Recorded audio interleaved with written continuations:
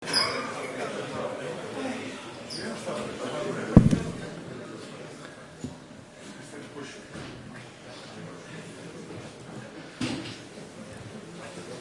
bona tarda a tothom, bona tarda, benvinguts a casa, benvinguts a casa nostra, a casa vostra. El motiu que estic aquí és estrictament per saludar-vos, perquè és un acte vostre, és un acte que heu organitzat obert i heu organitzat molt concretament per recordar una mica entre tots un procés que ens ha ajudat a la democratització del país. En aquell moment va ajudar a la democratització dels sindicats universitaris de Barcelona i Terrassa especialment, i que avui voleu celebrar vosaltres i commemorar vosaltres. Per tant, felicitar-vos per l'acte aquest, felicitar-vos perquè l'heu volgut fer casa, perquè al final és casa nostra, és el nostre compromís. Molts dels que esteu aquí encara esteu en llocs de responsabilitat d'aquestes institucions, i molts dels que sou aquí heu sigut mestres meus en un o altre lloc, i per tant us agraeixo moltíssim, primer la celebració de l'acte i segon el que s'hagi fet a casa nostra, a casa de l'Associació d'Enginyers, a casa del Col·legi d'Enginyers. Acte que entenc que veurem a continuació, i en Josep Maria ja farà de més de coordinador, de mestre de cerimònies d'aquest tema, però que entenc que més enllà del que és pròpiament l'acte de la caputxinada, que va donar lloc com a conseqüència de la celebració de l'Assemblea Constituent del Sindicat Democràtic d'Estudiants de la Universitat de Barcelona, l'acte en si el que va fer segurament va ser tapar una mica el gruix del que hi havia sota, que era precisament el sindicat, i precisament el que va fer el sindicat de democratització de país, de democratització de la universitat. Des d'aquesta perspectiva d'allò, em sembla que val la pena de ressaltar no només l'acte en si, que n'hem parlat i que en aquest 50 aniversari n'hem parlat molt, sinó en els antecedents també d'aquest, que van ser els treballs que molta gent va estar fent abans, per tal de desmuntar l'antic sindicat unificat, el seu, i els treballs posteriors a aquest acte, que va ser la constitució del sindicat i el treball en les seves posteriors comissions, que tothom es va anar implicant i que va durar segurament també fins a la meva generació, en aquest cas. Per tant, agrair el conjunt. Em sembla que no em pertoca a mi, però jo he parlat molt d'aquest tema amb Joan Munt especialment, i amb Josep Maria Sala també en el seu moment. Sé que hi ha un equip que són els que estan previstos que facin les seves presentacions, que no els vull citar perquè me'n deixaré i perquè no he estat directament en l'organització del vostre acte, però recordar que a més de tots els que vau ser d'alguna manera delegats d'escola i delegats de curs en aquell moment, també estan aquí, també heu convidat el que van ser els directors de les escoles en aquell moment, en Ferrer Llop, el Ferran Puerta, en Gabriel Ferreter, el doctor Ferreter, i també s'ha convidat els directors de l'escola actual, director de l'escola de Terrassa i director de l'escola de Barcelona en la seva actualitat aquí. Jo no puc estendre més, una vegada més insisteixo, agraït que esteu aquí, que s'hagi pogut muntar un acte de responsabilitat i de compromís com és el que heu muntat aquí en aquest moment, i passo la paraula al coordinador, en tot cas, en Josep Maria Rosanes. Moltes gràcies. Bona tarda a tothom, i el meu i nostre dels que hem promogut això, agraïment als presents per ser aquí, sobretot en un dia que no convida massa a sortir de casa. Com sabeu i acabem de sentir, som per celebrar el 50è aniversari de l'Assemblea Constituent del Sindicat Democràtic d'Estudiants de la Universitat de Barcelona, o SDEU, llavors només n'hi havia una d'universitat, tots érem de la mateixa, que en el llenguatge col·loquial solem anomenar la caputxinada. Fem això ja el veig. Tinc l'honor de ser el moderador d'aquesta sessió, no se sap exactament per què, però algú ho va proposar i tothom va dir que sí, i aquí em teniu tractant d'explicar-vos el que hem pensat que podíem fer i com pensem que anirà aquest acte. Aquest acte el fem, a més de per haver tingut ganes de veure'ns tots plegats els que vam formar part de tot allò, perquè, home, la caputxinada o l'Assemblea Constituent dels 10 va ser un fet puntual, podríem dir. Bueno, puntual que va durar 44 hores, però que no es pot entendre si no ens adonem que va haver-hi tot un procés previ i posterior. I aquesta és la primera cosa que voldríem fer avui, veure d'on veníem, com les coses van anar avançant, principalment amb el testimoni dels que van ser delegats de l'escola, primer dins del seu, com era inevitable, després ja no, en una situació transitòria, i després ja dels 10. Els aniré donant la paraula successivament per ordre cronològic, i esclar, qualsevol d'ells segurament que podria parlar molta estona i els hem demanat brevetat, perquè si no no acabarem mai més. A mi no em quedarà més remei que ser rigorós en aquest sentit, 5 minutets o 6 cada un i potser prou, no? Fet pel que demano excuses, això és una cosa ingrata que els que acceptem fer de model, potser és per això que em van carregar el que fes jo. Llavors, primer, per tant, hi haurà successivament les intervencions dels que van ser delegats de l'escola. Aleshores, jo llegiré un missatge que ens ha enviat un professor, concretament en Ramon Maria O'Callaghan, que era la caputxinada, però que en canvi avui no pot venir per raons de salut. Després parlarem amb Guillem Martínez, que és l'autor de les fotos, que el coneix tothom, no? Que hi parlarà de publicacions. Jo faré referència molt breument a alguna cosa d'activitats culturals. Algun dels que han sigut directors de l'escola, i en aquest cas concretament en Gabriel Ferreter, que és aquí a primera fila, no sé si n'hi ha algun més, havien dit que en Ferran Porta vindria, si volen dir alguna cosa seran benvinguts. I havíem dit per escrit que si algú tenia coses a dir doncs ens ho podia dir a nosaltres i que ho muntaríem. Jo tinc mig demanades, diguem 3 paraules, i si els veig doncs els hi donaré. Llavors, per tant, comencem amb aquesta història, que segurament que el primer que parlarà podria explicar-la molt millor que jo i més endavant, però que hem de recordar que veníem d'un seu que no solament hi havia un delegado nacional, sinó que els delegats de les escoles, tot això no era democràtic, era anomenat a dit.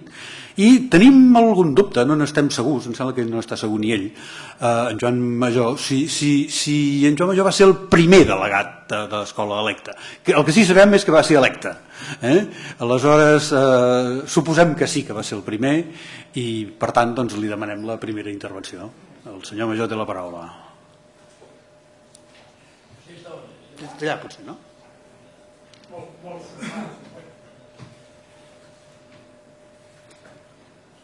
Bona tarda.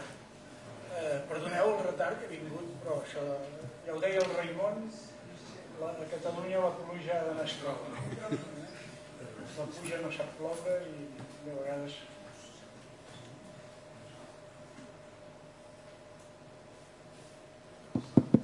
Sí? Bé, escolteu, com que ja ens han amenaçat, li vaig de pressa. Jo no vaig ser a la caputxinada perquè ja no em tocava des d'un punt de vista de moment. Jo ja era fora de l'escola, jo havia plegat ja 2 o 3 anys abans i això és pura casualitat, però a més jo aquells dies estava fora d'Espanya, o sigui que no estava en un viatge fora de feina, per tant ni se'm va convidar ni se'm va acudir anar-hi. I en canvi sí que puc explicar en aquests minuts d'alguna manera una certa prehistòria de la caputxinada, que jo la titularia com el trencament amb el seu, amb aquest sindicat espanyol universitari. És veritat, com ha dit en Rosanes, que jo vaig ser elegit al 60 delegat de l'escola i el meu títol era delegat del seu, però la veritat és que vaig ser elegit. O sigui, tinc A partir d'aquell any, del 60, vàrem començar a editar, que després del 61 ja d'una manera molt més d'allò, un butlletí, que en dèiem el boletín, dels quals, curiosament, n'he trobat uns quants al despatx. Vull dir, això de no llançar les coses té molts inconvenients, però de vegades té algun avantatge. I en el que he trobat la meva elecció. O sigui, explica que soc delegat i tal. Primer vaig ser delegat del curs. Si us llegeixo, per exemple, els 3 o 4 que vàrem tenir més vots en l'elecció del curs, alguns us sonaran molt a part meu, com el Miquel Coll, l'Isidor Boix, o sigui, tots aquests van participar bastant en totes aquestes guerres que aquí ara commemorem. Bé, llavors, insisteixo, jo vaig ser delegat i durant un temps, 2 anys, vaig ser el delegat de l'escola que formava part del Sindicato Espanyol Universitario.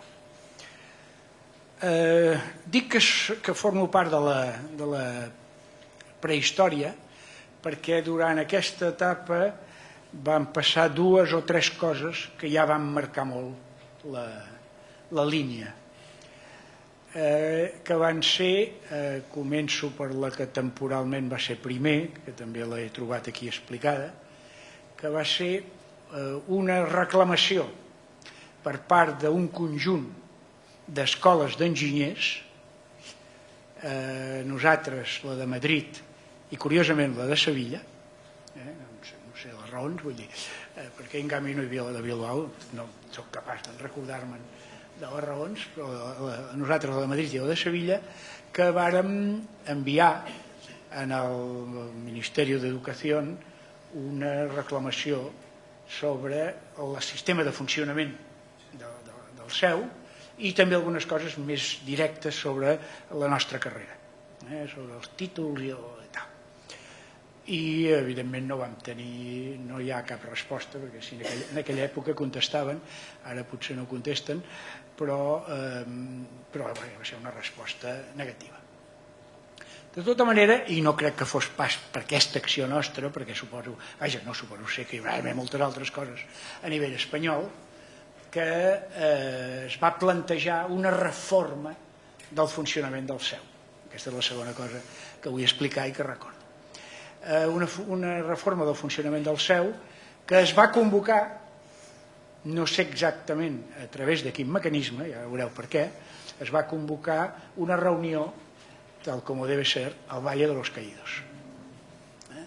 Al Valle de los Caídos, a Madrid, allà dalt, es va convocar una reunió de la que jo no vaig rebre la convocatòria, però en canvi altres companys d'altres facultats d'aquí a Barcelona, recordo que en aquella etapa el delegat d'Econòmiques es deia Ernest Lluc, per exemple, i el delegat d'aparelladors es deia Josep Miquel Abat, o sigui, persones que érem amics llavors i que ens vam conèixer com a delegats, formant el que en podríem dir el grup català dels delegats d'escoles i de facultats.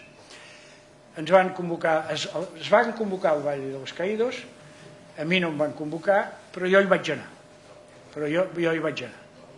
Em va semblar que encara que no estigués convocat hi havia d'anar perquè era una cosa que ens afectava i que corresponia a això.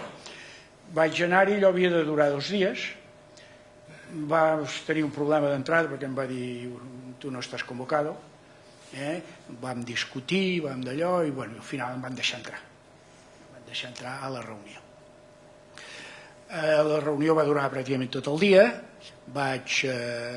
molts vam expressar les nostres opinions i jo les vaig expressar potser una mica més dures del que normalment jo soc perquè estava enfadat perquè no m'havien deixat entrar, per dir-ho així, i per tant en aquest aspecte vull dir, ho reconec.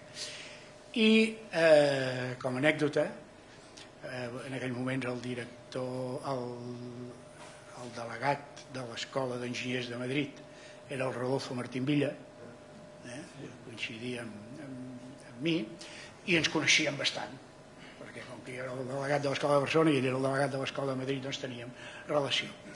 I va haver-hi aquesta sessió amb bastantes amb bastants enfrontaments i amb bastantes coses, i al vespre, abans de sopar, el Rodolfo em va dir: oye, Juan, vuélvete a Barcelona, te lo aconsejo. Jo me'n vaig en tornar a Barcelona, així de clar. Però és una cosa del que tinc memòria, perquè és on t'arriben de vegades aquests enfrontaments. I la tercera cosa va ser que, a petició d'una reforma dels estatuts del CEU i d'unes coses específiques de la nostra carrera, vàrem dirigir una petició, diverses escoles d'enginyers, no en el CEU, no en allò, sinó en el Ministeri d'Educació, i se'ns van denegar. I llavors, com a conseqüència d'aquesta denegació, l'any, em sembla que és el 62, l'any 62, si no m'equivoco, ara no ho trobaré, ho he trobat abans, però la data m'és igual, vàrem convocar una aturada de classes de 2 dies. És a dir, que jo, de la meva època de la carrera, recordo que era el primer dia que haguéssim fet una vaga a l'escola de no anar a classe. Per tant, aquestes coses que us explico sempre m'han semblat, jo no vaig ser la caputxinada, però podem considerar-les una mica com alguns dels pròlegs de coses que es van anar escalfant fins a arribar a la caputxinada. Al trobar aquests papers m'han anat molt bé i he recordat, perquè hi surten molts noms de moltes persones que estic segur que ara aniran sortint, i algunes que no sortiran perquè són més aviat de la meva època. Recordeu que l'anterior, vosaltres la majoria, els que sigueu de l'època de la caputxinada no ho recordareu, l'anterior delegat de l'escola a mi, que tal com tu deies, no sé si va ser elegit o no, jo sé que va ser el Josep Maria Bofill Tomassa, el Josep Maria Bofill. Després meu va venir en Ceberio, després no sé si va ser el Cisteró, diré que això ja ho sabràs tu que has buscat la història, i per tant ja ho encontraràs. Per tant, ja ho trobaràs. Per tant, ja amb aquestes 3 anècdotes de l'època aquella em quedo, diguem-ne, satisfet encara que no vaig poder assistir a la caputxinada, sí que puc existir a l'aniversari que ara hem fet. Moltes gràcies. Moltes gràcies.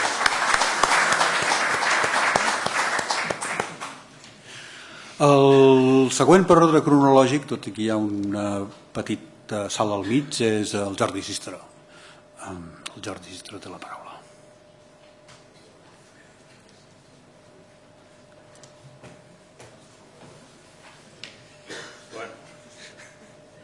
Explicaré una mica part també de la prehistòria. Hi ha una cosa que ara he recordat, que això no me'n recordava, és que l'any 61 jo feia primer i vam fer un informe, entre uns quants, que es va presentar al ministre d'Educació, que era Laura Tamayo, dels profes que no venien a classe. I això, que hi havia la fira, en aquella època. I això va fer saltar l'Aragonès, de director, no? I com deia el Joan, va venir el Ceberio el van nomenar inspector del districte, perquè llavors va venir el Martí Villa, va venir a Barcelona. A darrere el Ceberio va presentar amb un que es deia Pérez Cela, que jo em vaig presentar a les eleccions i les vaig perdre. Va ser el 62-63. I a finals, l'abril del 63, quan vam fer votar altra vegada, perquè ell es va acollorir amb les coses que passaven, i va plegar. I la primera que em vaig trobar va ser el despatx de l'Urbaneja, recient nombrat director, perquè els de l'Aula de Cultura, que allò funcionava, van publicar un llibre que es deia Los ingenieros y la religión. Com podeu pensar, la religió em va quedava. Jo el llibre el tenia, després l'he perdut ja, no l'he tingut més. Però aquell dia va ser el dia que jo em vaig acollorir, perquè l'Urbaneja va aixecar la taula del despatx del director, i em va agafar la pistola i va fotre sobre la taula. Jo aquell dia vaig sortir d'allà una mica acollorit. Però bueno, la idea que teníem tots llavors era que el sindicat havia de ser realment un sindicat, que havíem de fer que es preocupés de la gent, i vam fer coses, jo crec, interessants. La primera va ser aconseguir que se sapiguessin les dates dels exàmens, que no se sabien. Això va ser una feina que amb el DEUEN vam fer i va funcionar. I era una cosa important que en aquella època va començar a funcionar molt bé, que era la delegació d'apunts. Us recordeu? Els apunts van ser una cosa que entre el Vilella i després el Sixto que va venir darrere, això va ser un tema, jo crec que va servir molt de com anaven les coses. Després vam tenir una enganxada amb el Martín Villa, perquè hi havia un company que fent la mili a l'estiu, estaven fent les milícies, va anar a banyar-se, va caure, es va trencar el Pere Llong, si algú n'ha sentit a parlar, es va trencar la columna per aquí, va quedar immobilitat, i el problema va ser aconseguir, amenaçant el Martín Villa amb abogats i tot, que el Seguro Escolar li acceptés la indemnització i li van pagar. Va ser la primera vegada que hi ha hagut un accident que es va pagar del Seguro Escolar. I recordo quan ja érem els delegats, que ja estàvem nomenats tots, que es va crear el que deien els representants del districte, que era un de les escoles i un altre de la universitat, que el de la universitat era el Narcís Serra, que sé com anàvem al Consell de Districte allà a fer emprenyar el Martín Villa. I bueno, diria jo, aquesta per mi jo crec que el que funcionava llavors molt bé era l'aula de cultura. Si recordeu, allò va ser l'època que l'aula de cultura va començar a treballar de veritat, i que a pesar de tots els lius que hi havia amb l'Urbaneja, que venia a veure tot el que fèiem, però vull dir... Bé, no recordo així cap cosa bé, sinó això que va ser l'època que vam trencar a nivell de districte ja. O sigui que primer vam trencar, es va trencar a nivell d'escola, i l'època va ser quan es va trencar a nivell de districte, doncs va venir Coromines, que vas venir al darrere, no? Bueno, doncs jo crec que amb això ja... Moltes gràcies, Jordi. Bé, com ja s'ha anunciat, a continuació té la paraula l'Albert Coromines.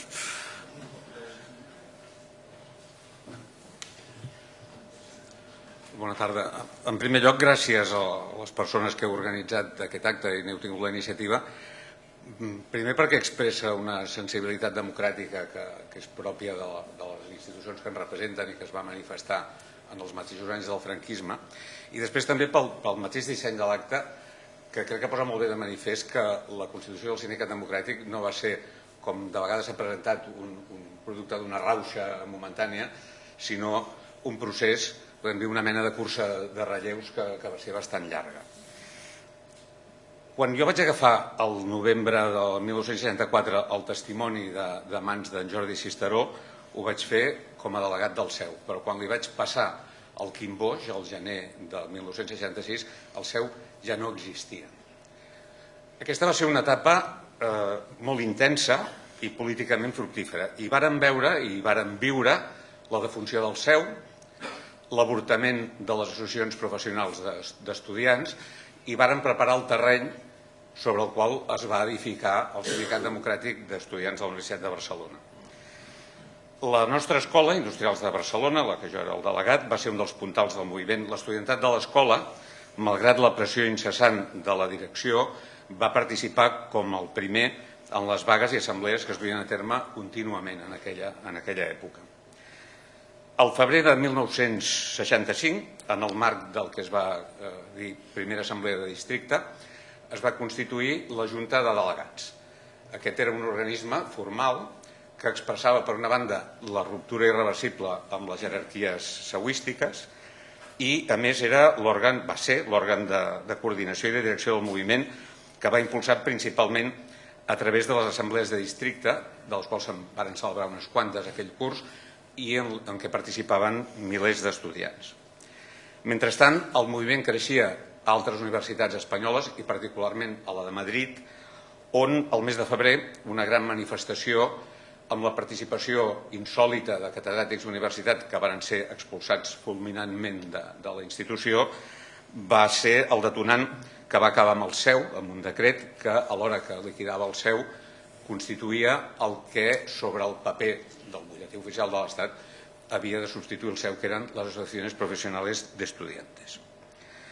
Quan va començar el curs 65-66 es van plantejar dues disjuntives. Hi havia una disjuntiva estratègica que era si manteníem amb les associacions professionals estudiantes la mateixa política d'aprofitament de les possibilitats legals que donava aquesta organització, o sigui, el mateix que havíem fet amb el CEU, o bé anàvem cap a la constitució d'una organització pròpia, democràtica i independent del règim.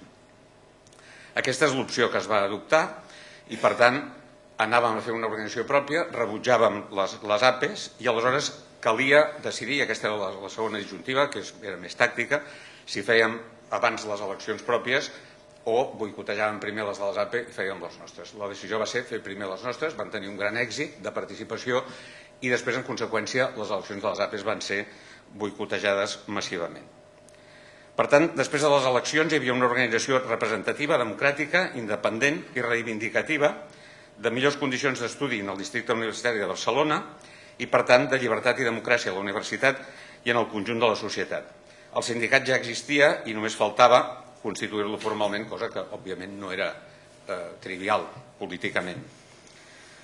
El dispositiu de repressió d'estudiants, però, ja estava preparat i es va estrenar precisament a Industrials de Barcelona. En Josep Miquel García Miralles, que era delegat de quart curs, va ser el primer expedientat, amb el pretext que s'havia expressat inadequadament en fer una reivindicació de tipus acadèmic. Com a delegat de l'escola vaig convocar una assemblea de protesta i de solidaritat amb en Josep Miquel, que després d'un intent no reeixit de dissolució per part del director va ocasionar el segon expedient. Els dos expedients van acabar amb el resultat absolutament predeterminat i malgrat que tenien grans assessoraments jurídics d'expulsió, és a dir, el resultat va ser l'expulsió del que aleshores es denominava districte, cosa que abans comentàvem el Josep Miquel que va ser una autèntica ganga en comparació amb la repressió que va venir després, que va ser molt més forta i molt més dolorosa per a les persones que la varen patir.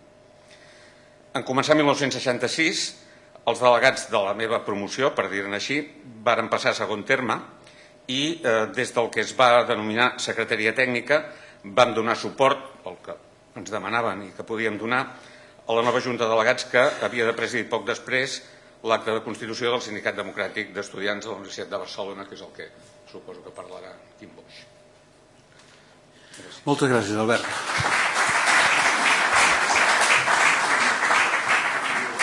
El pròxim és en Quim Boix i que quedi clar que se li ha de dir Quim perquè és legal i és una de les poques coses legals de la seva vida, diguem.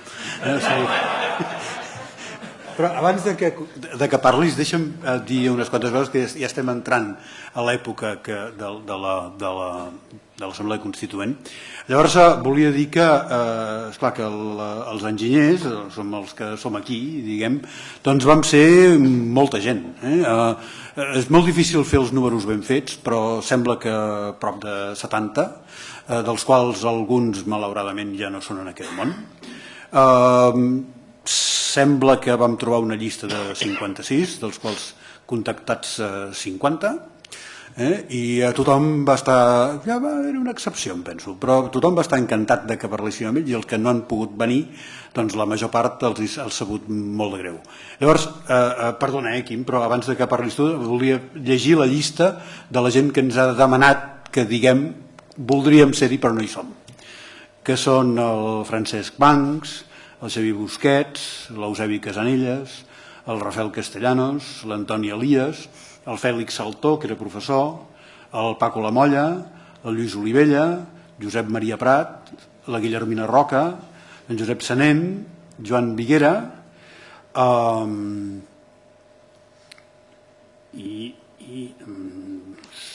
falta un... Si em surt després ja el diré. No, perdó, sí, ara ja és el que volia dir, que hem demanat també a alguns antics directors de l'escola si volien compartir amb nosaltres aquest acte. Tenim la sort de comptar amb en Gabriel Ferrater, que ja l'hem mencionat abans i he vist que s'incorporava en Ferran Puerta després, i s'ha excusat en Josep Ferrellop. Té la paraula en Quim Boix. Gràcies. Bona tarda, companyes i companys. Companyes poques, abans i ara, entre els enginyers. No vull parlar d'enyorances. Amb tant per cent enorme, perquè hi havia 6 persones matriculades a l'escola i 3 van venir a l'Assemblea Constituent. O sigui que... Jo ara deia aquí a la sala. No, aquí sí, a la sala no. No vull parlar d'enyorances, desitjo ajudar a recordar i a reflexionar respecte a lo positiu de l'experiència. I vull fer-ho perquè sigui d'utilitat davant dels problemes d'avui. Estic convençut que el que ara diré serà molt similar al que hauria resultat, però no ha estat possible, com compreneu, si aquesta intervenció l'haguéssim preparat els 13 delegats que van presidir amb els intel·lectuals convidats l'acte de Constitució Pública de les 10. Els delegats de les 10, un per facultat, preteníem anar més enllà de la immediatesa. Preteníem, amb la intervenció positiva de la majoria dels implicats, ajudar a canviar la universitat, tant la de Barcelona com les altres de l'estat espanyol, i amb elles el país. Amb aquest mateix esperit de canviar el que cal canviar, intervenint democràticament i unida tota la majoria, va la meva reflexió d'avui. Jo comparteixo l'opinió dels historiadors més entesos que jo quan afirmen que de la història n'hem d'aprendre i a la vegada hem d'evitar la seva manipulació per part dels poderosos, que són els que normalment l'escriuen per atraure'n profit personal i egoista. No escriuen quasi mai la història els seus protagonistes. Avui, en canvi, aquí ho estan fent els protagonistes. El procés que va donar com a resultat les 10, en la meva opinió, va ser encertat, ja que va saber situar amb claredat quin era l'enemic principal. Aleshores, l'enemic era el franquisme, amb la seva doble faceta de dictadura i de feixisme, recolzats els dos pels dirigents més reaccionaris del capitalisme mundial, els que manipulaven i segueixen manipulant el que succeeix al món, des de plataformes com la de Davos o el Club de Bilderberg. Avui, l'enemic, per la majoria de ciutadans, en siguin o no conscients d'això, és el capitalisme, que ja no es pot presentar seriosament com una promoció de les llibertats i que és el real generador de les crisis encadenades sistèmiques, de les desigualtats, de les guerres per apropiar-se de les riqueses naturals, de la misèria, de l'increment de la caritat, que com a pedaç no ataca la causa i per tant no resol el problema. En resum, el capitalisme és, al meu entendre, el real generador de les injustícies i, per tant, l'enemic de tots. La comparança és, al meu entendre, molt pertinent. Si volem reflexionar respecte al que vam fer amb les 10 dins la Universitat franquista, hem d'entendre que vam sumar a tots els que dèiem no a l'enemic principal d'aquells moments. Sols així s'entén que els únics totalment anti-10 fossin els estudiants falangistes. Sols així s'entén que un comunista com era jo pogués ser l'anomenada caputxinada el representant elegit democràticament dels estudiants d'enginyeria que no eren ni de lluny majoritàriament ni minoritàriament comunistes. Entre tots teníem clar que calia la unitat front a l'enemic comú i que per actuar units calien representants. Si un comunista acceptava els riscos de ser el representant de tots, riscos que ja s'han mencionat, que es van demostrar ben certs amb la repressió que van patir, s'elegia un comunista per encapçalar el treball unitari col·lectiu. També cal dir que contra el que sempre han dit els anticomunistes, un comunista, en el cas d'enginyers, no era ni molt menys una excepció, sabia i volia respectar les decisions de l'Assemblea. No com ara, en què els que es diuen representants del poble acostumen a fer en el dia a dia de les seves activitats polítiques, en la majoria dels casos, al contrari del que han promès per aconseguir els vots de la ciutadania. Les assemblees decisòries i el respecte a la democràcia va ser la peça clau que assegurà l'èxit de l'acte constituent de les 10. Els dirigents eren respectats i apreciats per la gran majoria dels alumnes de les facultats. Sols així s'explica que els estudiants es declaressin en vaga indefinida mentre els seus dirigents estaven al convent dels Caputxins, rodejats i aïllats per la policia. Ara estem en una etapa diferent i crec que al rememorar els 50 anys de les 10 estem tots contents per la nostra aportació a aquella lluita unitària que va ajudar a aconseguir acabar amb la dictadura feixista. La dictadura va desaparèixer gràcies a moltes lluites, de les que poc valorem col·lectivament l'esforç dels que foren assassinats, que marxaren a l'exili per no morir o no ser empresonats, dels que patiren tortures sempre inhumanes, dels que passaren masses anys de presó o clandestinitat, dels que perderen el lloc de treball, dels que simplement tingueren por, lluitaren poc o limitadament, o inclús no lluitaren. Ara explicaré la relació de les 10 amb l'actualitat. Ara hem de fer un nou pas d'unitat, similar al que vam fer al crear les 10, que assumi tots els que tenim el mateix enemic principal, és a dir, unir a tots contra els 4 grans mals de la humanitat avui. Els cito: la misèria, la riquesa superconcentrada, 65 persones són igual riques que la meitat de la humanitat, les guerres genocides organitzades pel capitalisme i l'OTAN, que generen onades de milers de refugiats, guerres que sols són necessàries per a fer funcionar l'economia basada en els interessos de les grans multinacionals. I 4, la pèrdua dels drets adquirits, conquerits, com és evident a Grècia, per la intervenció de Syriza, la Troika, la Unió Europea i l'euro. Aquest és l'enemic actual que ens hauria d'unir tots per a lluitar democràticament i junts com vam lluitar a les 10. Així reviuríem aquella positiva experiència universitària. per anar acabant. Però avui el nostre enemic és, en la meva opinió, l'enemic de tots i totes que estem en aquesta sala.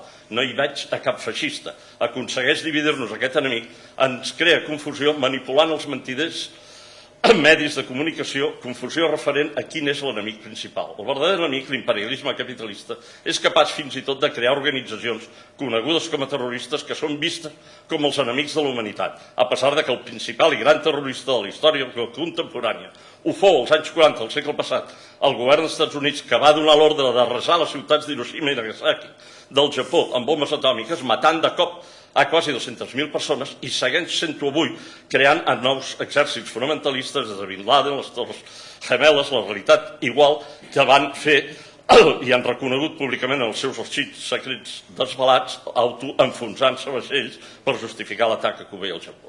A partir de la positiva experiència de lluita unitària de les 10 de fa 50 anys, he dit tot això per a fer reflexionar, per a treure de la nostra història conclusions útils avui, com a segur haguessin fet si haguessin preparat conjuntament aquesta intervenció els que fórem delegats i presidírem l'acte que avui recordem. En resum, en la meva opinió, cal seguir lluitant tots junts, com va fer les 10 contra l'enemic principal.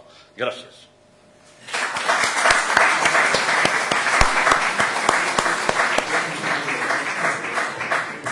Genio i figura, Joaquim, com et deia per escrit l'altre dia. A la vegada que en Quim Boix era delegat de l'escola, a Terrassa era delegat en Tomàs Salamí, que també va estar a la presidència de l'Assemblea. Té la paraula en Tomàs Salamí. Bona tarda. Explicaré com vam viure als anys 60 el moviment estudiantil des de Terrassa, que en aquella època quedava molt lluny de Barcelona.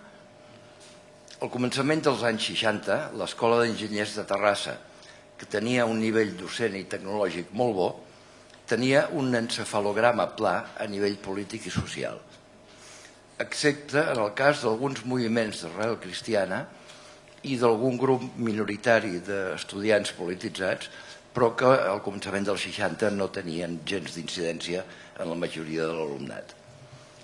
Ni en les nostres famílies ni en les escoles que havíem estudiat no es parlava d'aquests temes. Parlar de la guerra o de política era tabú. Evidentment no ens agradava ni el seu ni la dictadura, però ho vivíem com una calamitat natural que cal suportar. No hi havia cap contacte amb els moviments universitaris que es produïen a Barcelona.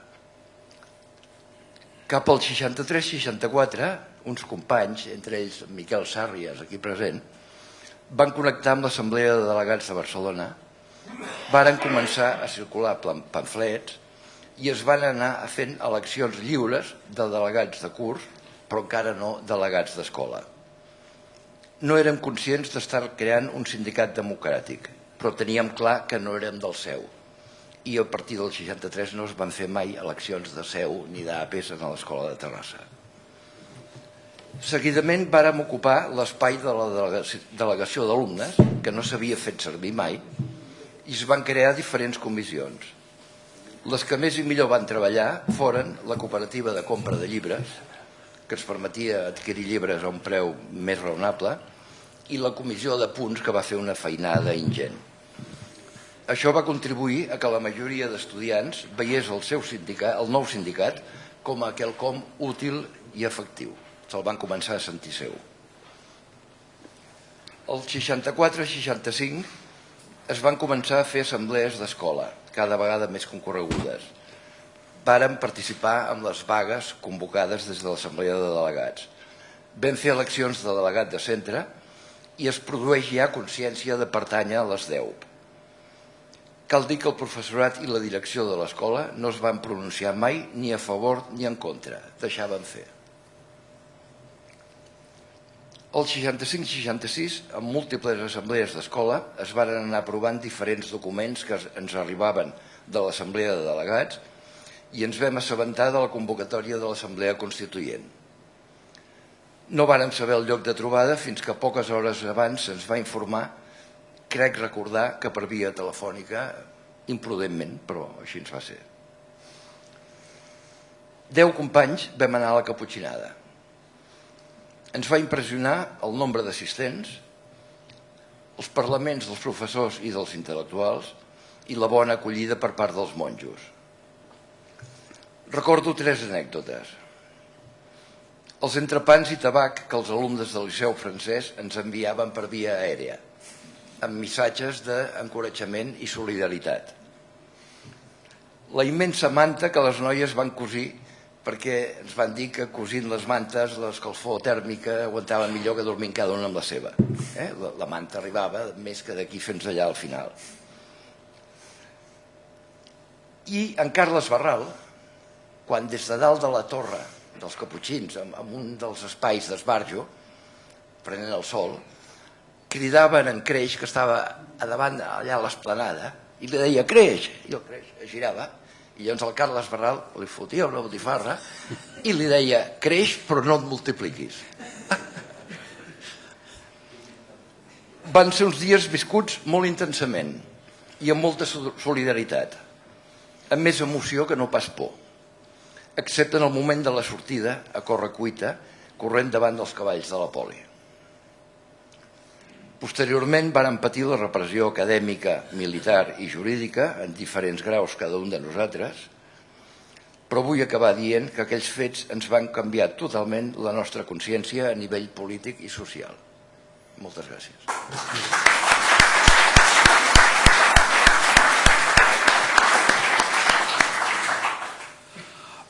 Si em permeteu, a continuació faria el comentari de que a l'Assemblea Constituent dels DEUP també van venir professors de l'escola, concretament en número de 5, i que hem tractat de contactar-ne alguns, hi ha hagut problemes i concretament hi ha un,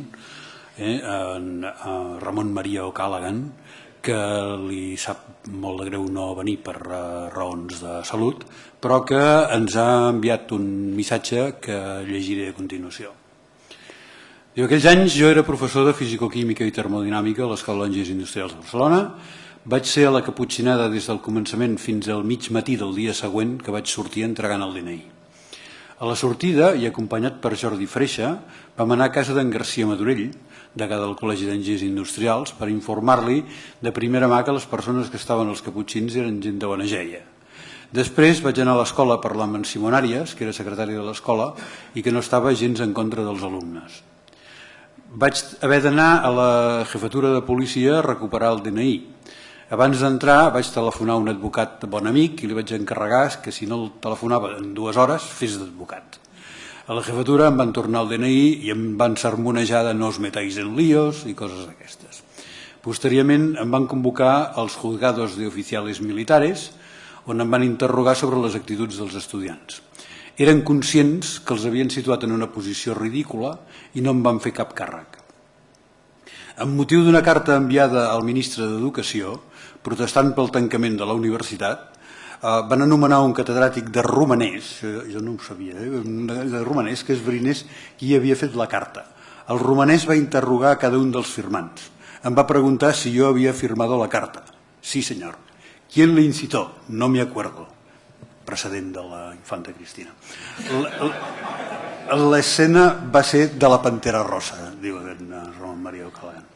Quan el Franco va decretar l'estat d'excepció, vaig comprar al Colmado Quiles una ampolla de vi Albariño Fefiñanes, no per celebrar-ho, sinó per aguantar el tipus. Em pregunto si aquesta actitud normal i divertida va ser correcta i encertada. Doncs sí, ara que estic jubilat i vaig en cadira de rodes, crec que sí que va ser correcta i encertada. Ramon Maria O'Callaghan.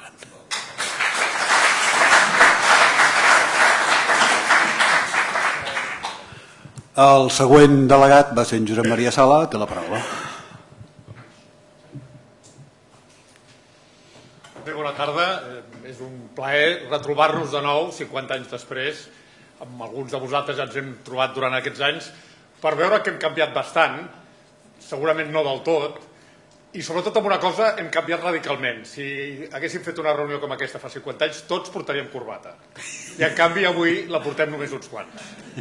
Jo crec que aquest és un canvi relativament rellevant. Bé, vam participar en uns fets que jo crec que, més enllà de la seva importància històrica, jo estic molt d'acord amb en Salamí, ens van marcar tots profundament, ens van fer canviar la manera de funcionar, d'entendre, és a dir, ens van transformar la nostra personalitat. El Sindicat Democràtic va ser un fenomen polític, jo crec que irrepetible, una illa democràtica en un context de dictadura i de repressió, que va estar funcionant durant uns anys, menys dels que hauria tingut que funcionar segurament, per conseqüència de la repressió i també dels errors propis, però que va significar una llum democràtica en una societat que estava absolutament ofegada, diguem-ne, per la dictadura, pel franquisme, i que molt poc temps després de l'existència del sindicat i de l'Assemblea Constituent es va decretar l'estat d'excepció, del qual probablement el sindicat va ser una de les causes principals. Jo crec que l'èxit del sindicat, que expressava la voluntat democràtica dels estudiants, intuïtiva però present, i que ells reflectien també aquest estat difós de voluntat de democràcia del conjunt de la societat catalana i espanyola, que es traduïa, com passa sempre, a les universitats, que no es va poder traduir a la pràctica fins 10 anys després, bastants anys després, però ja estava present d'una manera molt clara. Jo crec que va tenir les seves arrels, i el Quim ho ha dit una mica, amb uns centenars de companys i companyes, molt més companys que companyes, perquè encara la paritat i la igualtat de gènere no acaba de funcionar del tot, sobretot a la nostra escola, però companys que eren absolutament representatius dels estudiants que tenien a darrere. Jo crec que aquesta representativitat la vam mantenir durant tot el temps, amb les eleccions que es produïen de consells de curs, i després amb les assemblees i múltiples assemblees que repetíem i repetíem i que sempre guanyàvem. Jo no recordo en el meu curs haver perdut una sola assemblea, ni tan sols en els moments més difícils i més complexes, com per exemple, com es recordava abans, amb l'intent de constitució de les APEs, que les vam derrotar absolutament. APEs que van ser, jo crec que un dels llocs on en el districte universitari van tenir més intent i més força per intentar s'organitzar va ser la nostra escola, encapçalats per una persona que després m'he trobat amb la política catalana, precisament en l'espai nacionalista, i que en aquell moment va fracassar, diguem-ne, en aquest intent, perquè els companys nostres vam ser capaços de guanyar-lo i de desbordar-lo. Jo crec que hi ha raons diverses. Jo crec que teníem unes estructures de relació personal en els cursos molt intenses, que s'han mantingut fins avui.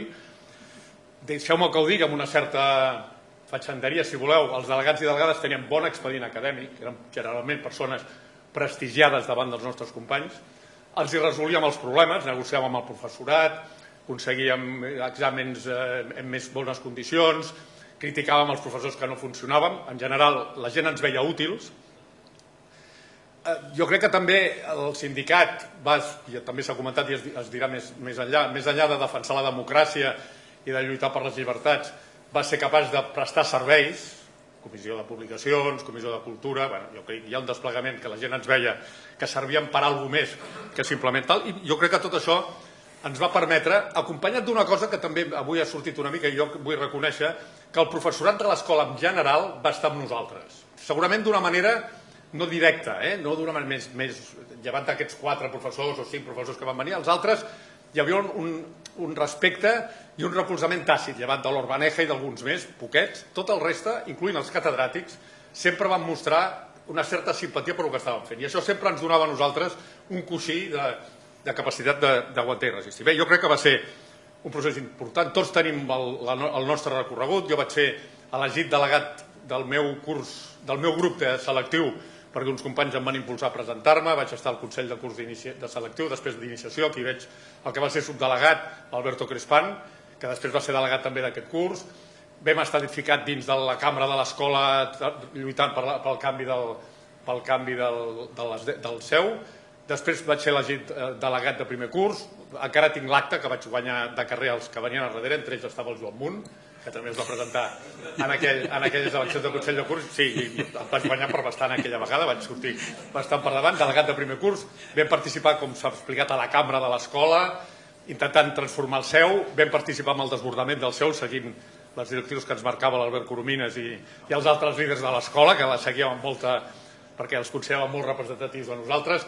Jo, com a delegat de segon curs, vaig participar amb els companys del curs amb la Caputxinada, que jo recordo també moltes coses de la Caputxinada, i també recordo el Barral. Jo crec que el Barral ens va marcar tots, però jo recordo una anècdota diferent a la que s'ha explicat, que segur que com a mínim n'hi ha 2 del Barral. Jo recordo el Barral també del Terrat, cridant als grisos que estaven a baix, els cridava «Gris tapo! Gris tapo! Gris tapo!». També és un altre, diguem-ne, del Barral, que jo crec que en aquest sentit... I jo crec que en aquest sentit va ser una generació que va tenir una força, diguem-ne, molt considerable per tirar endavant el sindicat. Va venir la repressió acadèmica i militar, la doble vessant, expedients d'expulsió de districte i expulsió de les milícies navals. Alguns també, a més, van patir la repressió, diguem-ne, real, diguem-ne, de la presó, etc. Però, bueno, i van anar desapareixent, diguem-ne, capes successives de delegats, i als altres ens va tocar donar el pas d'ocupar el seu lloc.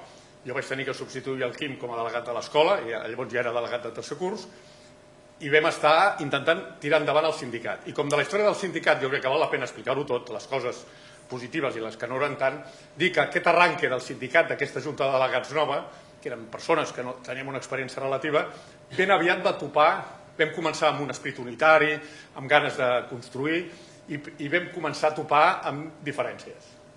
Diferències de tàctica, no d'estratègia, de tàctica. Davant de la repressió hi havia alguns que creiem que l'important era consolidar les estructures del sindicat, consolidar la nostra connexió amb els alumnes, no perdre-la mai, i que era un error voler anar més enllà del que hi ha altres que pensaven que enfront de la repressió el que convenia era la mobilització, plantant cara a la repressió, fins i tot en connexió amb comissions obreres, i tot això es va traduir en uns mesos de discussions a la Junta de Delegats sobre actes que es volien organitzar, que uns volien organitzar i els altres no ho veien tan clar.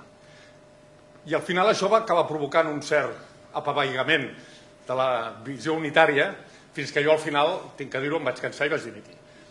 Utilitzant un fet concret, no utilitzant, sinó com a conseqüència un fet concret, que va ser una junta de delegats a la qual els moderats, diguem-ne, vam aconseguir guanyar. Vam estar molt contents de guanyar perquè vam evitar que es convoqués un acte i vam sortir d'allà encantats. Jo recordo l'Oriol Arau, que és una persona que ja no està entre nosaltres, i algun altre, el subdelegat de Ciències i alguns més, que vam dir, hòstia, avui estàvem contents perquè havíem guanyat. I el dia següent ens van tornar a convocar una altra junta de delegats que amb una composició diferent va tornar a decidir convocar l'acte. Jo en aquell moment ja vaig dir que ja m'havia cansat i vaig dimitir. Vaig seguir apoyant el sindicat, és obvi, em va substituir el Jaume Petit, company que avui no tenim entre nosaltres perquè va morir no fa massa temps, diguem-ne, bueno, ja fa uns quants anys, perdó, sí que fa uns quants anys, i jo vaig seguir recolzant el sindicat des del meu curs i sense cap tipus de complex, però ja no com a delegat de l'escola. I després ja va venir la repressió lenta, que en el cas de milícies navals, no sé per què, va ser més lenta que en altres casos, que a mi em va arribar a l'estiu de l'any 67, i ens van enviar a Cartagena, i allà, amb el Miquel Sarries i alguns més, vam tenir l'oportunitat d'anar seguint l'evolució del sindicat.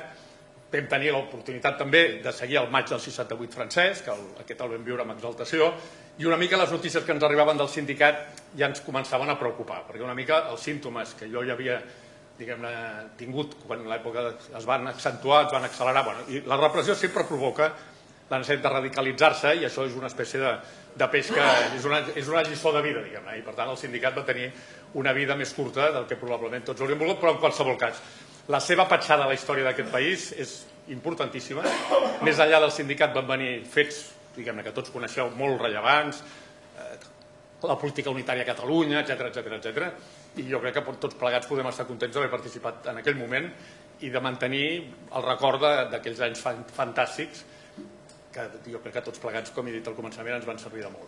I jo simplement deixeu-me que faci una mica de reivindicació, una mica diguem-ne curta, que és la reivindicació de la meva promoció, la promoció 113, de la qual van formar part 4 dels delegats de l'escola, el Quim, jo mateix, el Jaume Petit i el Xavier Berenguer, que ara em substituirà. Moltes gràcies.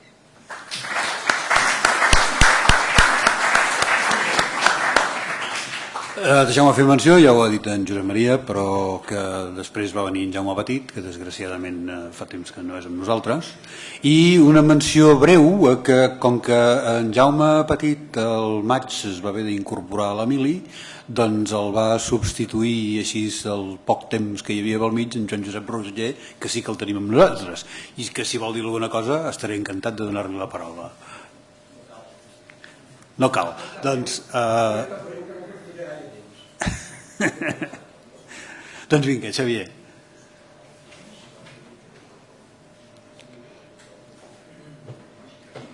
Bé, no sé si em quedarà alguna cosa interessant per dir, però espero que sí. A veure, la meva finestra de l'experiència de les 10 pesa exactament la història de les 10. És a dir, jo entro a l'escola al 65 i acabo el 69-70 i és justament aquest parèntesi o aquest interval que va formar o que va ser l'experiència del sindicat.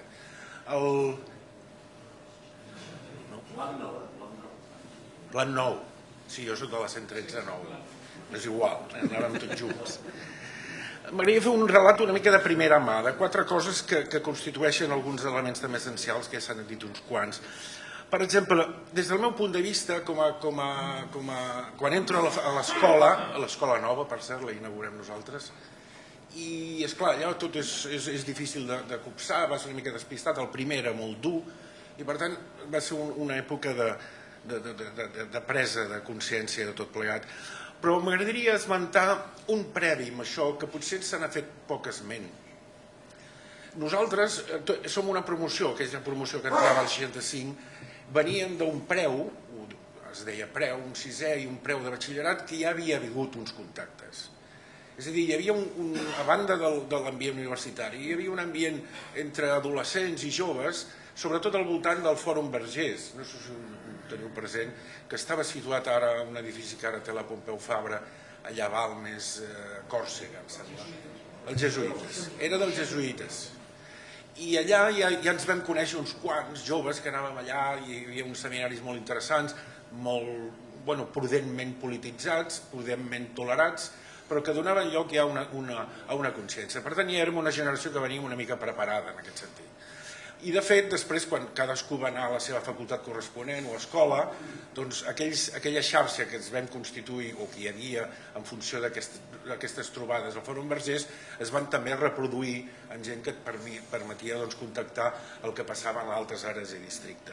M'agradaria recordar amb agraïment tot aquell esforç d'aquell moment del Fòrum Vergés. Bé, el cas que a l'arribar a la facultat i a partir de segon, o sigui, el panorama que un troba allà és les APEs ja havien estat derrumbades i hi havia una consciència política important a dintre de l'escola i per tant tot allò ja és una etapa, diguem, de politització que experimentem tots els que més o menys vam estar en aquesta línia.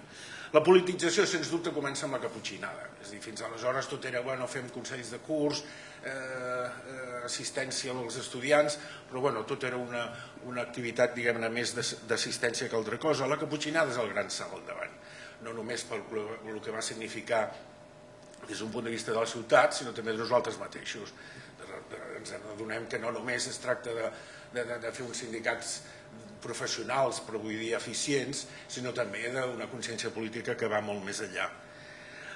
Tot plegat inaugura la caputxinada, inaugura aquesta època, diguem, daurada del sindicat, que va del 66 al 69, pràcticament.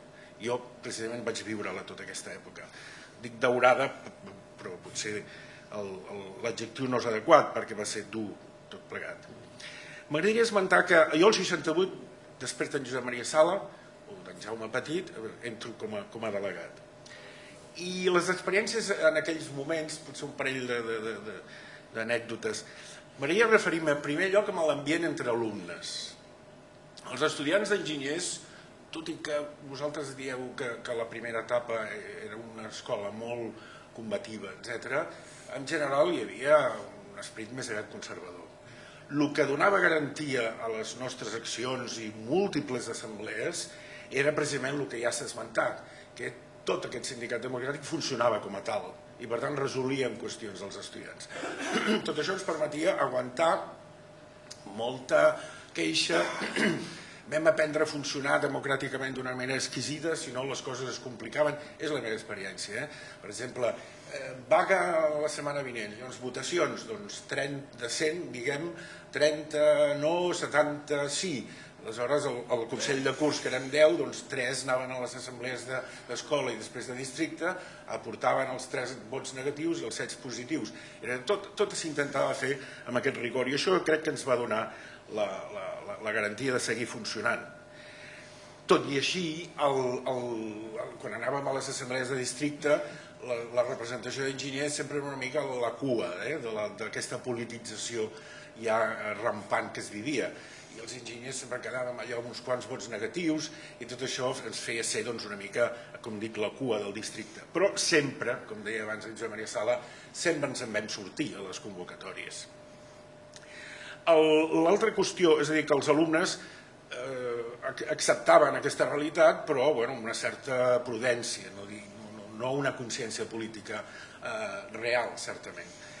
Pel que fa als professors, ja s'ha dit també, els professors hi havia una certa amabilitat, una generació jove que evidentment ens simpatitzava, els grans ho veien com una cosa, evidentment, el que reivindicàvem era obvi i no hi havia per què posar-s'hi, però hi havia aquell ambient durant el franquisme que ningú deia res, és a dir, ningú es comprometia, tothom calladet, i aquell silenci còmplice és el que feia anar, en definitiva, el règim, el feia caminar.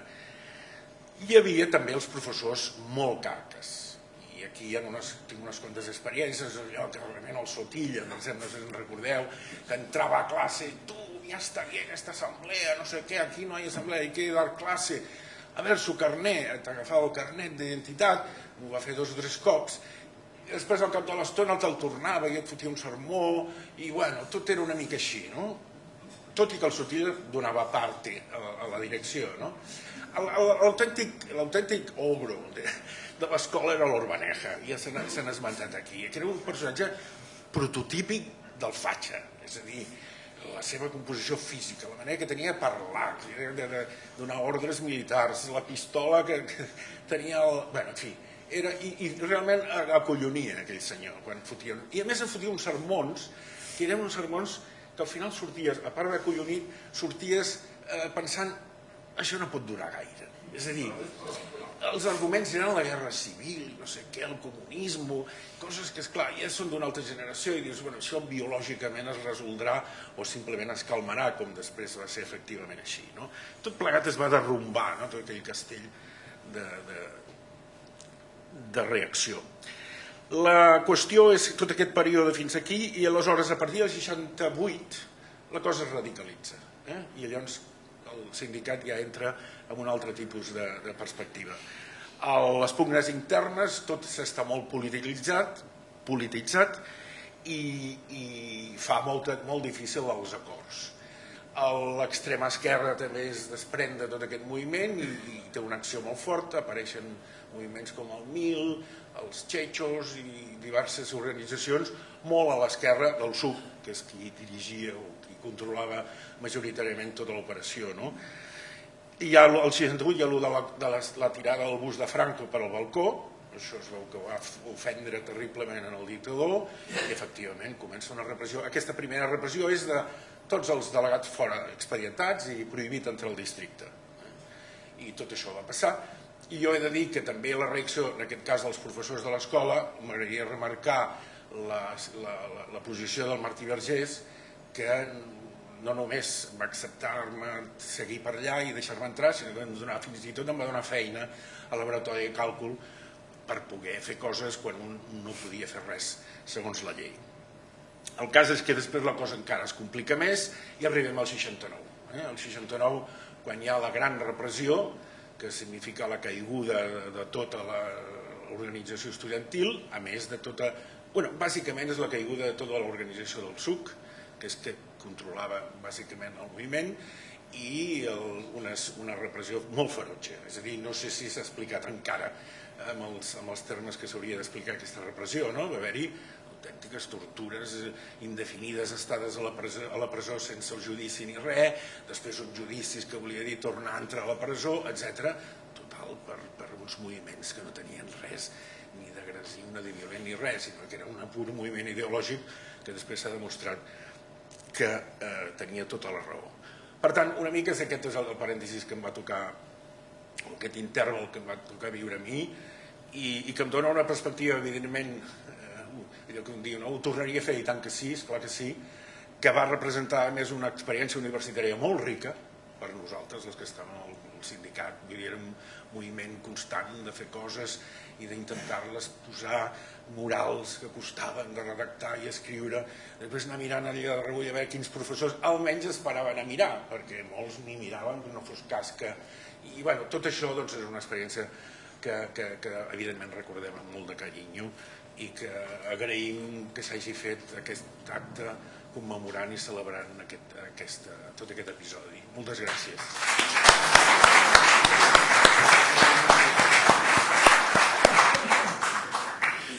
Molt bé, doncs ara el seguit de delegats cronològic que ha acabat i tal com havia anunciat al començament, ara voldria que dues qüestions, que una ha sortit, que l'ha tret en Cisteró, si no vaig malament, que era la comissió de punts, publicacions o com se'n digui, que va tenir una importància considerable en molts aspectes, doncs que en Guillem Martínez ens parlés breument del tema.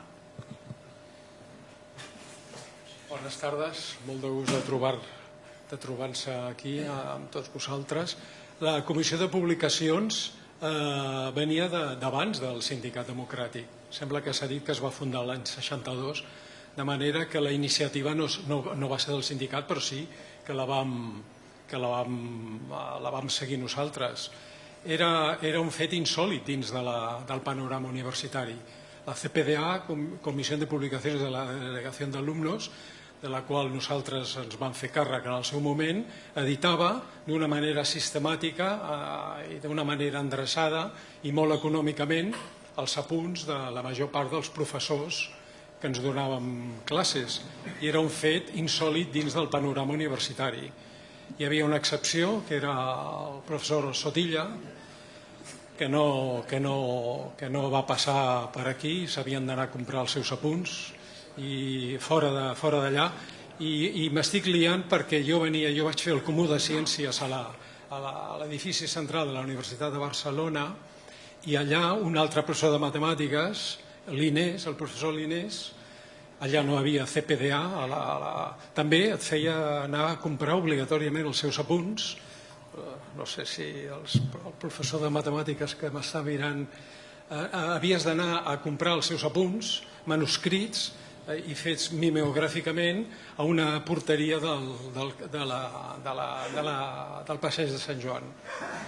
Aquests dos professors, aquests dos catedràtics de la Universitat de Barcelona que nosaltres vam conèixer i que jo vaig tenir directament, van fer oposicions, i és un bon moment per recordar-lo, van fer oposicions patriòtiques. Aquests van ser militars provisionals de l'exèrcit de Franco, que es deien alféreces provisionales, i quan va arribar el moment de substituir tants professors que van haver de marxar o van haver de plegar per la neteja que va fer el franquisme a la Universitat de Barcelona, van fer unes oposicions que es deien patriòtiques en el sentit que entraven al tribunal, anaven vestits amb el correatge i l'uniforme militar del grau que tenien, normalment alferes o tinents provisionals, llavors treien la pistola, la deixaven a sobre del tribunal, retiraven i el tribunal llavors podia començar a preguntar-los si eren... Us imagineu el que va sortir d'aquí? Aquests eren dos exemplars. I l'altra cosa que m'agradaria ara mencionar és que el sindicat sí que va fer, jo vaig tenir un paper protagonista, i és que vam constituir, juntament amb l'empresa de tramvies de Barcelona, vam crear aquell passi, aquella mena de T10, o aquella... és la protohistòria, que amb uns segells mensuals molt barats, que nosaltres, us en recordeu vosaltres, molts de vosaltres, venien les delegacions d'alumnes, cada mes venien un segell, nosaltres fèiem els comptes amb les tramvies municipals de Barcelona i els anaven enganxant en aquella mena de carnet, i quan havia el curs escolar o era només mig mes, per exemple, a la Pasqua, que pràcticament era la meitat del mes lectiu, llavors retallàvem, el segell aquell quedava retallat per la seva diagonal, aquell quadradet, i només s'havia de pagar la meitat. Era una forma de fer arribar una millora als nostres companys. I, en fi, jo la veritat, de les fotos no vull parlar, perquè ja ho he preguntat i qui més qui menys ja les ha conegut, i només recordar els companys que ens han deixat, que ens han deixat físicament, i també que va ser molt important a una carrera de l'envergadura que tenia la nostra, la mort acadèmica de molts dels que van venir a la Caputxinada, que no van poder aguantar l'estrès familiar, de treball que els hi va suposar i que van haver de deixar els estudis. Va haver també una repressió familiar. Molts pares dels nois que vam estar allà eren catalans de Franco, no? Clar, escolta, hi havia molts, i molts ho van passar molt malament. Potser la minoria, no va ser el cas del meu pare, no? El meu pare va ser justament va ser com els catedràtics que ha mencionat, però en l'exèrcit de l'altre costat, no? Va ser un oficial provisional de la República. Però, en fi, també volia fer esment i un altre cop a les 3 noies, una de les quals ens acompanya, que van d'aquella carrera eminent masculina de 3.500 alumnes, hi havia 6 o 7 matriculades, ara crec que la matrícula femenina és la tercera part, un 30%, que ens van acompanyar allà i que se'n va sortir després prou bé a la seva vida professional. Moltes gràcies.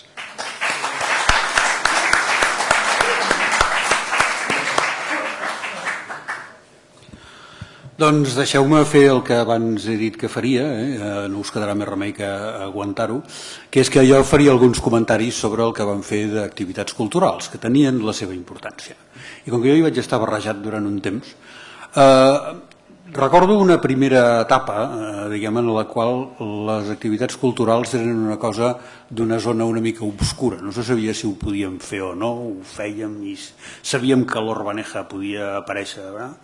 Doncs en aquesta etapa va haver-hi un dia gloriós, diguem, que jo crec que tots els que hi vam ser ho recordem, que és quan va venir el Manolo Vázquez Montalbán amb el tocadiscos i les coples. Ho vam fer amb una aula petita de dalt, diguem, que quedés una mica dissimulat, però jo crec que els que hi vam ser ho recordarem per anys.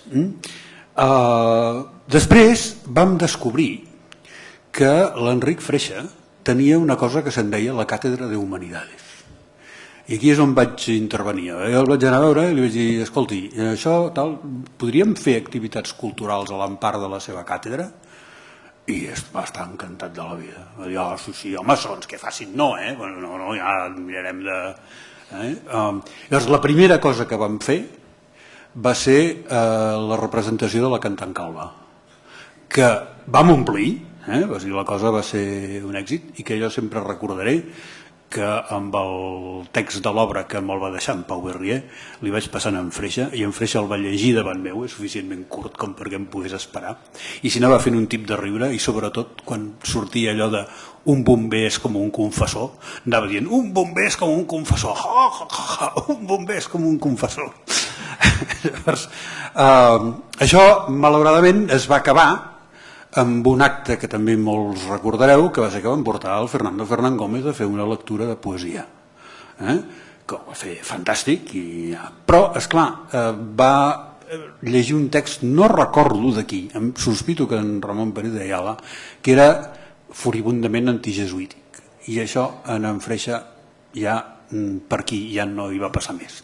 I llavors, a partir d'aquí, jo ja vaig desaparèixer del tema, em sembla que ja va ser quan me'n vaig anar a la Bili o una cosa d'aquestes, però només volia assenyalar això, que les activitats culturals anem intentant que això també anés tirant coses endavant. Molt bé, i aquest és l'acte que havíem previst. Ara hi ha una altra cosa que voldria dir, que és que hem parlat de l'Assemblea Constituent i no hem parlat, i això m'ho feia notar en Pau Berrier per escrit, perquè havia parlat amb 2 persones, concretament en Montagut i l'Isidor Boix, de l'endemà, perquè és que l'endemà els que érem allà dintre no sabíem què passava, i llavors jo vaig dir, i els germans Crespan l'endemà van tenir-hi un paper perquè no van poder venir per raons que ara seria llarg d'explicar. Llavors jo crec que l'Isidor Boix no ha vingut, almenys jo no l'he vist entrar. A l'Albert Crespan sí que el veig en allà, de manera que no és que li concedeixi la paraula, és que li demano que l'agafi. Una breu pinzellada de què va passar l'endemà.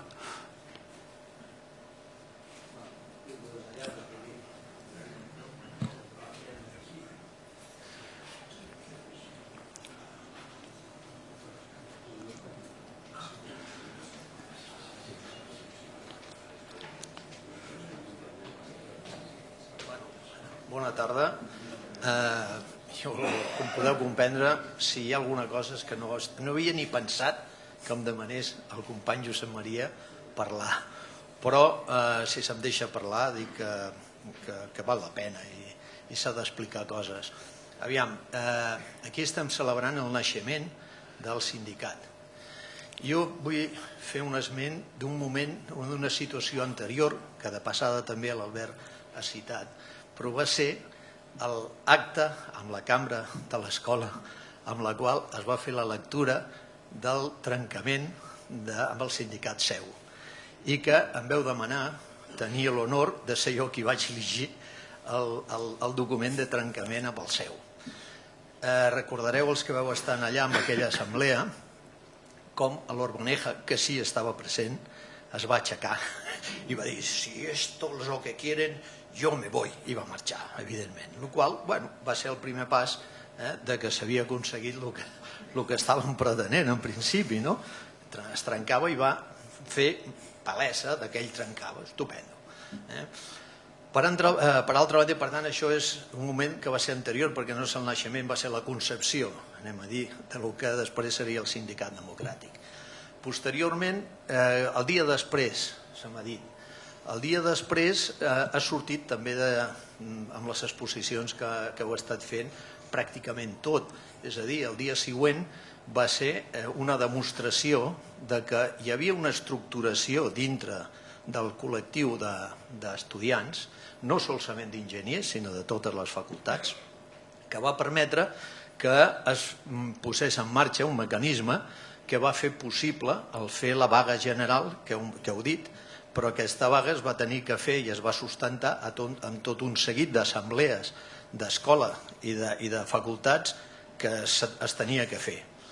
L'organització va ser que l'endemà, a primera hora del matí, estàvem convocats a la Facultat de Dret, vam assistir, els que estàvem fora, a la Facultat de Dret i va haver una mena d'estructuració de reparto de qui anava on. Per descomptat, jo anava a l'assemblea d'enginyers i l'altre que em va tocar a mi va ser ESADE. ESADE que estava, recordareu, la primera ESADE, que estava en el passadís a la travessera de Gràcia, al carrer que no recordo el nom. Efectivament, vam sortir i ens vam començar a distribuir. L'assemblea a l'escola, també s'ha dit, va ser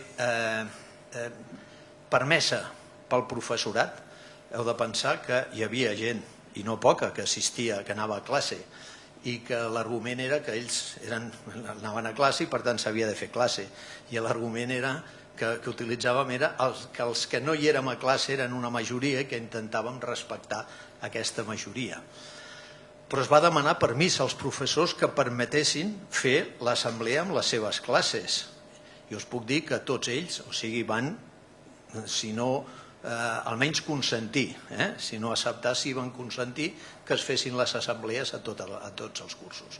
Es van fer i es va poder endegar la vaga general en el cas d'enginyers. En el cas d'ESADE, que vaig participar, eren amb molta menys gent, o sigui, perquè era una facultat més petita. Les discussions eren, jo diria, no hi havia tanta sensibilitat en el tema sindical com ja teníem a l'escola, però es va poder mantindre la vaga i es va fer la vaga. Això va ser, per la meva part, l'endemà, i us puc dir que hi va haver tot un seguit de companys que van estar amb totes les facultats de Barcelona podent fer veritat allò que havíeu pensat, els caps pensantes, però que s'havia d'executar posteriorment. En quant a algunes coses que heu estat citant, és cert, el tema de l'Orbaneja i les seves... Però jo us puc dir que el 64 ja, no va ser més tard, els delegats de curs que vam fer una vaga i no vam assistir a la classe de l'Orbaneja, ens va passar llista i vam perdre la matrícula. Parlo de l'any 64. I que, per tant, la repressió aquesta, va anar creixent, evidentment, però ja al 64 vam patir pèrdua de matrícula. En el fons, en el meu cas, els hi vaig agrair, perquè em va permetre matricular-me com lliure i jo per això era de la 113 i vaig poder acabar amb la 112 perquè vaig fer quart i cinquè en 2 anys. O sigui, com lliure, ho podíem fer entre juny i setembre, doncs vam poder fer acabar el tema. Per lo de més, o sigui, jo sí que us puc dir, soc un mes en dir que vam tenir la gran sort de viure una època universitària que per mi és única i no l'hem vist ja després, ni amb les generacions, la immediata després, ni en la dels fills. Vam tenir, jo crec, una sort de viure una situació sindical i política que va ser única amb la universitat. Agrair que hagi pogut, i estic content d'haver pogut transmetre aquestes purament experiències i que puguem continuar. Jo no sé si amb el Quim serem tan, em posaré tan en línia, que potser no, però jo crec que és bo que continuï havent pensaments i formes de creure i d'opinar que hem de lluitar i hem de tirar endavant. Gràcies.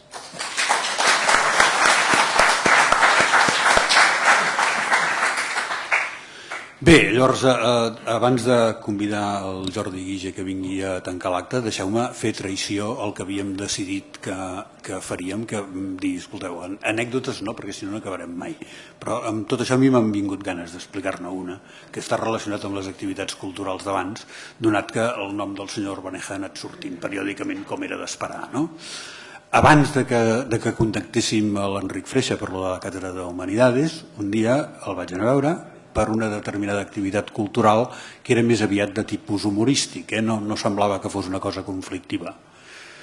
Y em va dir, bueno, con el ambiente de tensión que tenemos es posible que fuera, bueno, tener un poco de relajación. Digo, pero mire, ¿sabe qué? Por un cuarto de hora de placer no vayamos a coger la sífilis. I es va acabar la conversa. I amb això, Jordi...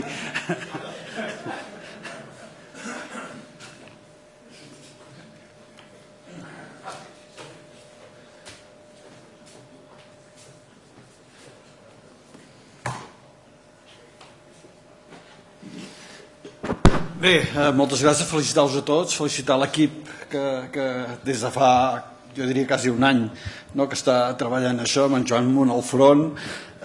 Un plaer, per mi és un plaer per forces raons.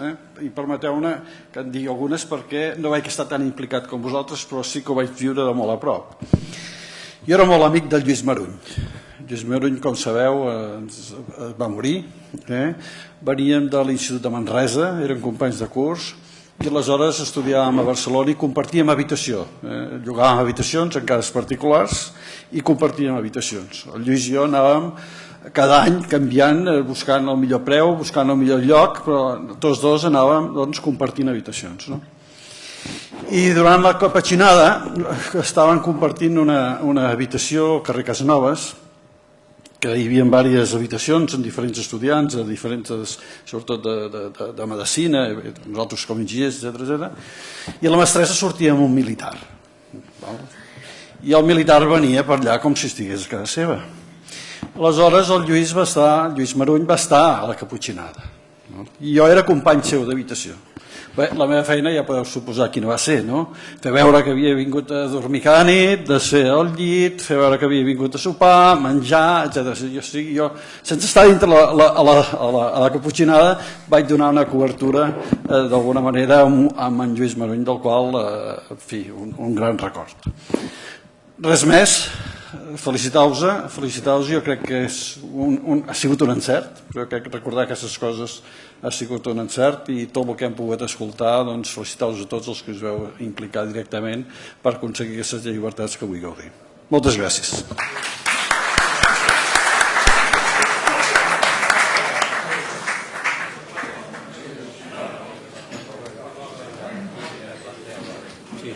A la primera planta hi ha el bar i ja tenim una copeta.